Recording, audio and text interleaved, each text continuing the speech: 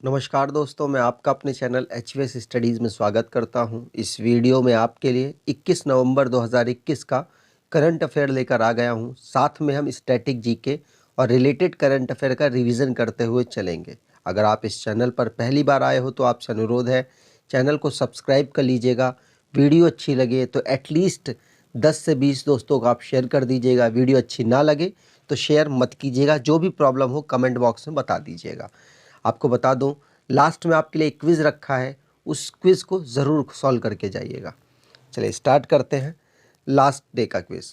तो India's first fisheries business incubator launched in which city? तो answer यहाँ पर हो जाएगा हरियाणा की एक सिटी है गुरुग्राम। गुरुग्राम में पहला फिशरीज बिजनेस इंक्यूबेटर को लॉन्च किया गया है। और आप सभी ने आंसर ये सही दिया था और डिटेल में दिया था। आज के पहले क्वेश्चन की बात करें, Badminton World Federation gives whose as lifetime achievement award? तो आप यहाँ पर इनको देख सकते हैं, ये दीपिका पादुकोण के पिताजी हैं जिनका नाम है प्रकाश पादुकोण। प्रकाश पादुकोण जी को लाइफ टाइम अचीवमेंट अवार्ड दिया गया है BWF के द्वारा। BWF का मतलब बैडमिंटन वर्ल्ड फेडरेशन के द्वारा। यहाँ पर बात करें तो प्रकाश पादुकोण चुने गए हैं लाइफ टाइम अचीवमेंट अवार्ड 2021 के लिए बैडमिंटन वर्ल्ड फेडरेशन के द्वारा।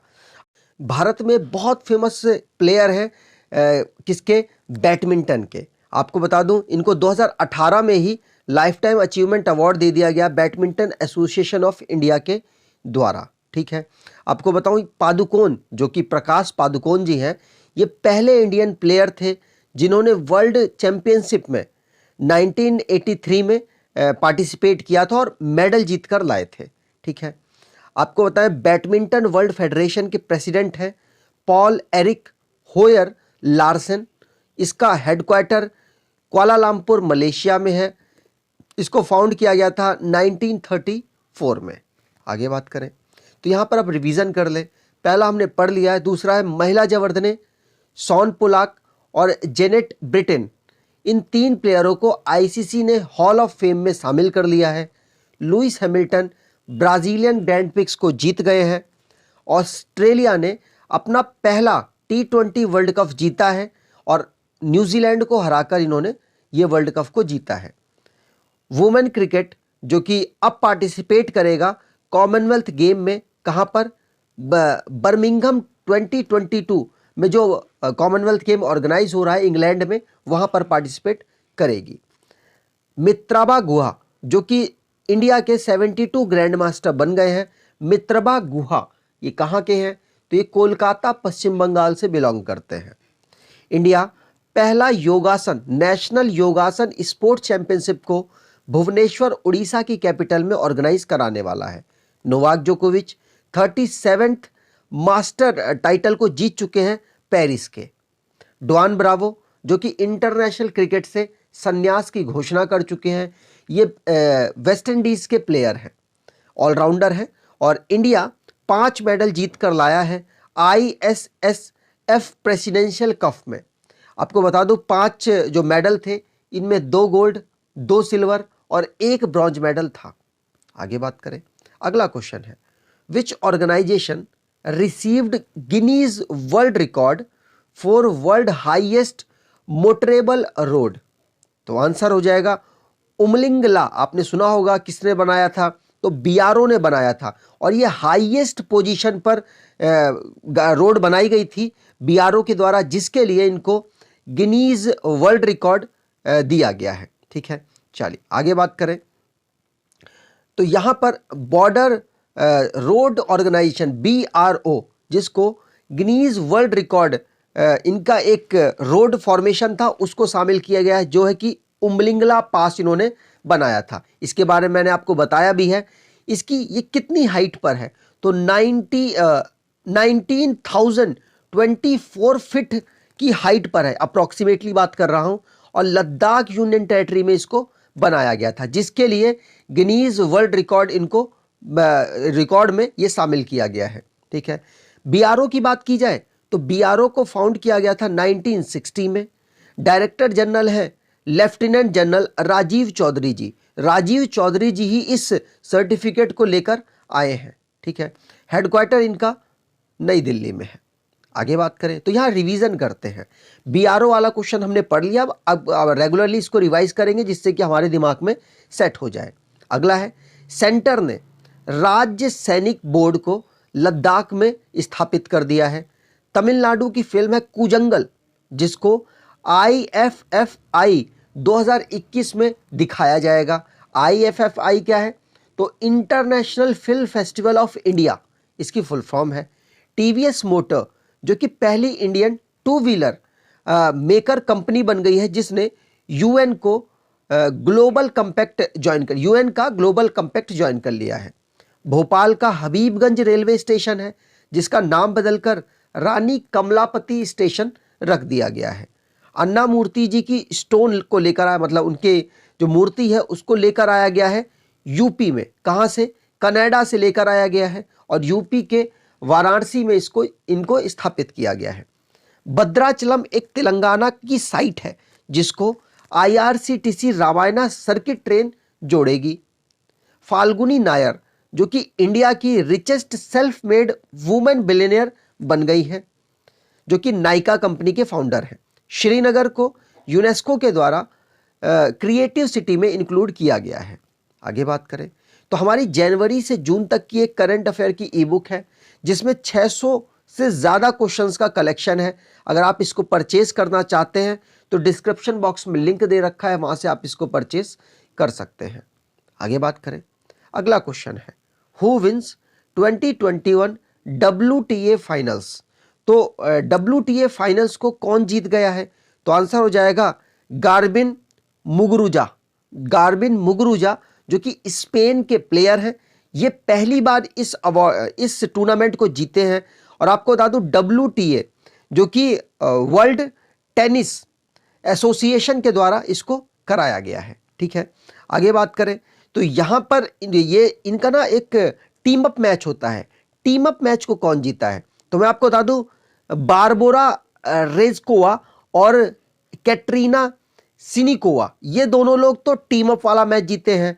और गार्बिन मुगुरोजा जीती हैं सिंगल वाला। और किसको हराया इन्होंने? तो ये स्पेन की प्लेयर है और इन्होंने हराया है एनिट कॉन्टावेट को। ये इनका नाम पूछा नहीं जाएगा, लेकिन आपको इनका नाम जरूर याद रखना है।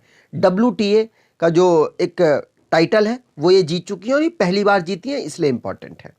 आगे बात करें, अगला क्वेश्चन है, world children day is celebrated on? हाल ही में हमने नेशनल चिल्ड्रन डे सेलिब्रेट किया। कब किया? तो 14 नवंबर को सेलिब्रेट किया गया था चाचा नेहरू, मतलब जवाहरलाल नेहरू जी की बर्थ एनिवर्सरी पर। अब वर्ल्ड चिल्ड्रन डे यहाँ पर सेलिब्रेट किया जा रहा है। कब किया जा रहा है? तो 20 नवंबर को सेलिब्रेट किया जा रहा है और ये हर साल 20 नवंबर को ही मनाया जाता है, ठीक है। यहाँ पर बच्चों की जो वेलफेयर से रिलेटेड जो पॉइंट्स होते हैं उनको हाईलाइट किया जाता है और कोशिश की जाती है कि हम उन बच्चों के लिए जो बेहतर किया जा सकता है उस पर सही से काम करें और बच्चों का जो ग्रोथ है उसको सही करके दिखाएं। और अब क्योंकि बच्चे ग्रो होंगे तो वो जब बड़े होंगे तो वो फ्रेश माइंड से होंगे और अपने गोल के प्रति समर्पित रहेंगे। अगर उनका बचपन खराब हो जाएगा तो फिर जवानी तो खराब होनी ही है, ठीक है। थीम की बात की गई है, a better future for every child, ये इसकी थीम है, एग्जाम में पूछी जा सकती है।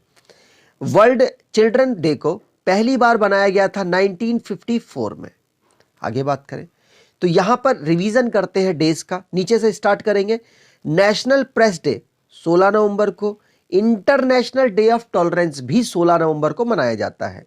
वर्ल्ड क्रॉनिकल डिसीज जो है लंग की, उसको 17 नवंबर को, और वर्ल्ड फिलॉसफी डे 18 नवंबर, और चौथी नेचुरोपैथी डे जिसको आयुष मंत्रालय मनाता है 18 नवंबर को मनाया जा रहा है।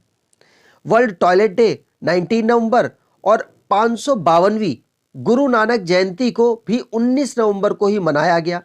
और वर्ल्ड चिल्ड्रन डे 20 नवंबर को मनाया गया, इसके बारे में हमने क्वेश्चन में पढ़ा है।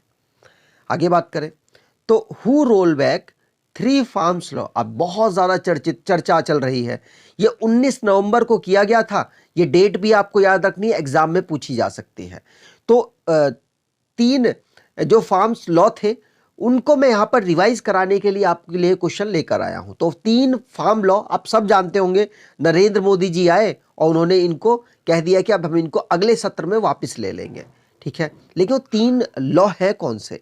तो farm product trade and commerce वाला लॉ था जो 2020 में पास हुआ, तो बिल यहाँ पे 2020 है। और दूसरी चीज farmer agreement of price assurance और फार्म सर्विस बिल था। तीसरा था एसेंशियल कमोडिटी बिल 2020। ये 3 बिल थे जिसको प्रधानमंत्री नरेंद्र मोदी जी ने वापस ले लिया है। कहा है कि अब हम इसको अगले सत्र में वापस ले लेंगे क्योंकि हम बहुत सारे किसानों को मना नहीं पाए। अब जो भी इसमें फायदे नुकसान थे, आपने बहुत सारी वीडियोस इसकी देखी होंगी, ठीक है। चलिए यहां पर बात करें तो पहली लाइन हमने पढ़ ली। अगली है, इंडिया को दोबारा से रीइलेक्ट कर दिया गया है यूनेस्को एग्जीक्यूटिव बोर्ड में 2021 से 25 टर्म के लिए, ठीक है। आगे है, पीयूष गोयल ने पहली डिजिटल फूड म्यूजियम को तमिलनाडु में लॉन्च कर दिया है। इंडिया की पहली फिशरिंग बिजनेस इंक्यूबेटर को गुरुग्राम में लॉन्च किया गया। 3 डे का राष्ट्रीय रक्षा समर्पण पर्व को झांसी में मनाया गया। पीएम मोदी ने पूर्वांचल एक्सप्रेस को लॉन्च किया जो कि भारत का सबसे बड़ा एक्सप्रेसवे है, लंबा एक्सप्रेसवे है जो कि 341 किलोमीटर का है। नेशन को पहला एडिशन ऑडिट दिवस मनाने की घोषणा की गई है 16 नवंबर से। सेंटर ने ईडी और सीबीआई के जो डायरेक्टर हैं उनकी जो टाइम पीरियड है जिसके लिए वो सिलेक्ट किए जाते थे, कितने साल के लिए? 2 साल के लिए सिलेक्ट किए जाते थे। अब क्या कर दिया गया, अब ऑर्डिनेंस पास कर दिया गया है और 5 साल कर दी गई है उनकी पूरे टाइम पीरियड को। हरदीप सिंह पुरी जिन्होंने महारानी लक्ष्मीबाई जी का एक स्टैचू अनवील किया है हिसार कॉलेज में। आगे बात करें, अगला क्वेश्चन है, India re-elected to UNESCO executive board for which term? तो आंसर हो जाएगा 2021 से 2025 तक के लिए यूनेस्को एग्जीक्यूटिव बोर्ड में भारत दोबारा से इलेक्ट हो चुका है, ठीक है। यहां पर आप देख सकते हैं 2021 से 25 के लिए यूनेस्को में भारत दोबारा से इलेक्ट हो चुका है। 164 वोट भारत को भारत की सपोर्ट में मिले थे, ठीक है। यहां पर यूनेस्को की बात हुई है, United Nation Educational Scientific and Cultural Organization इसकी फुल फॉर्म है। फुल फॉर्म भी पूछी जा सकती है। फॉर्मेशन इसका हुआ था 1945 में। हेडक्वार्टर इसका फ्रांस की राजधानी पेरिस में है। हेड है इनके ऑन्द्रे अजोले। आगे बात करें, अगला क्वेश्चन है, where 2024 ICC men's T20 World Cup organise? तो आपको पता होगा अभी आईसीसी का T20 वर्ल्ड कप ऑर्गेनाइज हुआ था, कहां पर? यूएई में और ओमान में, 2 जगह ऑर्गेनाइज कराया गया। अब पूछा जा रहा है आपसे कि अगला 2024 में जो ऑर्गेनाइज होगा ICC men's T20 World cup वो कहां पर ऑर्गेनाइज होने वाला है? तो यहां मेंस की बात की गई है, तो ये ऑर्गेनाइज होने वाला है यूएसए और वेस्ट इंडीज में। तो ए ऑप्शन यहां पर सही हो जाएगा। अब ये सारी डिटेल में ले कहां से आया, तो मैं आपको बता दूं आईसीसी ने कुछ इवेंट्स, अप्रोक्सीमेटली 10 इवेंट्स को घोषित किया है कि जो बहुत बड़े बड़े टूर्नामेंट होते हैं उन सभी को यहाँ पर आईसीसी ने आने वाले जितने भी टूर्नामेंट हैं उनको घोषित कर दिया है कि कहाँ कहाँ ऑर्गेनाइज कराए जाएंगे। तो वहीं से मैं ये डिटेल लेकर आया हूँ। जैसे 2024 में, वैसे आपको बता दूं T20 जो वर्ल्ड कप होता है वो 2 साल के बाद ऑर्गेनाइज कराया जाता है, लेकिन बीच में इसका जो सीक्वेंस है वो टूटा, जिसकी वजह से हम उनका 2 साल सीक्वेंस नहीं मानेंगे। अगर आप काउंट करोगे तो इनकी नंबरिंग आपको उल्टी सीधी मिल जाएगी, लेकिन 2 साल के अंतराल में ही T20 वर्ल्ड कप को ऑर्गेनाइज कराया जाता है। आगे बात करें तो नीचे चैंपियंस ट्रॉफी लिखा हुआ है, यह भी आईसीसी का बहुत बड़ा टूर्नामेंट है। यह भी 4 साल में ऑर्गेनाइज होता है, यह आपको ध्यान रखना है। जिस तरीके से हमारा 50-50 वर्ल्ड कप होता है वो भी 4 साल के लिए, 4 साल के बाद ऑर्गेनाइज कराया जाता है ना। अब देखते हैं कहां कहां वर्ल्ड कप ऑर्गेनाइज कराए जाएंगे। जैसे 2024 में जो आईसीसी का मेंस T20 वर्ल्ड कप होगा वो यूएसए और वेस्ट इंडीज में ऑर्गेनाइज होगा। T20 की पहली बात कर लेते हैं। उसके बाद 2026 में, 2 साल बाद 2026 में T20 वर्ल्ड कप होगा मेंस का इंडिया और श्रीलंका में। उसके बाद फिर 2 साल बाद 2028 में T20 वर्ल्ड कप होगा ऑस्ट्रेलिया और न्यूजीलैंड में। फिर 2030 वाला भी ऑर्गेनाइज कर दिया गया है कि कहाँ ऑर्गेनाइज होने वाला है। 2030 का जो T20 वर्ल्ड कप होगा इंग्लैंड, आयरलैंड और स्कॉटलैंड में होगा। तो ये 4 आपने याद किए। आगे बात करें तो 2025 में होगा Champions Trophy, men's Champions Trophy, सारे मेंस की टूर्नामेंट है। मेंस चैंपियंस ट्रॉफी जो कि पाकिस्तान में ऑर्गेनाइज कराई जाएगी। अब ये 4 साल बाद होती है, तो 2025 के बाद आ जाएगा 2029। 2029 में मेंस चैंपियंस ट्रॉफी को इंडिया में ऑर्गेनाइज कराया जाएगा, मतलब पड़ोसी पड़ोसी कर रहे हैं ऑर्गेनाइज, ठीक है। अब 2029 के बाद 2033 आ जाएगा, जो कि 2033 वाला भी इन्होंने बताया नहीं कि कहां पे ऑर्गेनाइज कराएंगे। अब बात करते हैं 50-50 वर्ल्ड कप की। तो देखिए 2027 का 50-50 वर्ल्ड कप ऑर्गेनाइज कहां होगा? साउथ अफ्रीका, जिम्बाब्वे और नाम्बिया। मैंने बताया कि 4 साल बाद ऑर्गेनाइज होता है, तो इससे पहले जो 2023 में होना है वो कहां होना है? तो वो अपने भारत देश में ही होना है। इंडिया में ऑर्गेनाइज कराया जाएगा 2023 का 50-50 वर्ल्ड कप। 2027 में कहां होगा? साउथ अफ्रीका, जिम्बाब्वे और नाम्बिया। अब 27 के बाद आता है 4 साल बाद 31। तो 2031 में मेंस 50 वर्ल्ड कप कहां ऑर्गेनाइज होगा? इंडिया और बांग्लादेश। ये जो पूरा चार्ट है, अगर आपसे लोकेशन मतलब होस्ट देश पूछे गए आईसीसी के, तो यहां से जरूर बनेगा, क्योंकि करंट अभी बिल्कुल करंट की न्यूज ये आई है, ठीक है। आगे बात करें तो अगला क्वेश्चन है, बुक श्रीमद्दा रामायणम रिटन बाय। तो श्रीमद्रा रामायणम रिटन बाय, तो आंसर हो जाएगा, ये आप यहां देख सकते हैं, ये एम वेंकैया नायडू हैं। इन्होंने तो लॉन्च की है, लेकिन लिखा है शशि किराणाचार्य ने। तो शशि किराणाचार्य ने, शशिकिर आचार्य ने लिखा है। इस तरीके से आप इनको पढ़ लीजिएगा, थोड़ा सा बहुत बड़ा नाम यहाँ पे दिख रहा है। तो यहाँ पर बुक को लिखा है शशि किराणाचार्य जी ने, और श्रीमद्दा रामायणा बुक है ये, ठीक है। अगर प्रोनाउंसिएशन गलत हो गया हो तो माफ कीजिएगा। और एम वेंकैया नायडू जो कि हमारे 13वें नंबर के उपराष्ट्रपति हैं, इन्होंने इन्होंने रिलीज की है बुक को। आगे बात करें, अगला क्वेश्चन है, which Indian minister virtually deliver keynote address at the Sydney dialogue. तो सिडनी डायलॉग अभी किया गया, जिसमें भारत को सबसे पहली बार बुलाया गया, मतलब सबसे पहली बार ऑर्गेनाइज हो रहा है सिडनी डायलॉग, तो सबसे पहला कॉल पहली बार भारत को ही बुलाया गया कि भाई आप पार्टिसिपेट कर लीजिए।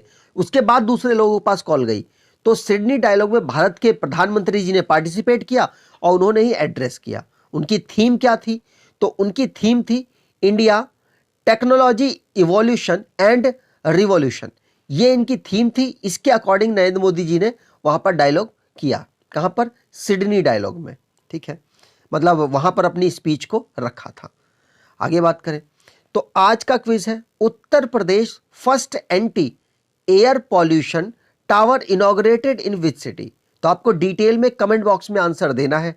अगर आपको वीडियो अच्छी लगी है तो आपसे अनुरोध है एटलीस्ट 10 से 20 लोगों को आप शेयर करेंगे, ऐसी आपसे उम्मीद करता हूं। थोड़ा सा टाइम निकाल के कर सकते हैं। अगर आपको वीडियो अच्छी लगी है तो लाइक करके जरूर जाइएगा। चैनल पर पहली बार आए हैं तो आपसे अनुरोध है चैनल को सब्सक्राइब कर लीजिएगा, जिससे कि आपको नोटिफिकेशन आसानी से मिल जाए। धन्यवाद।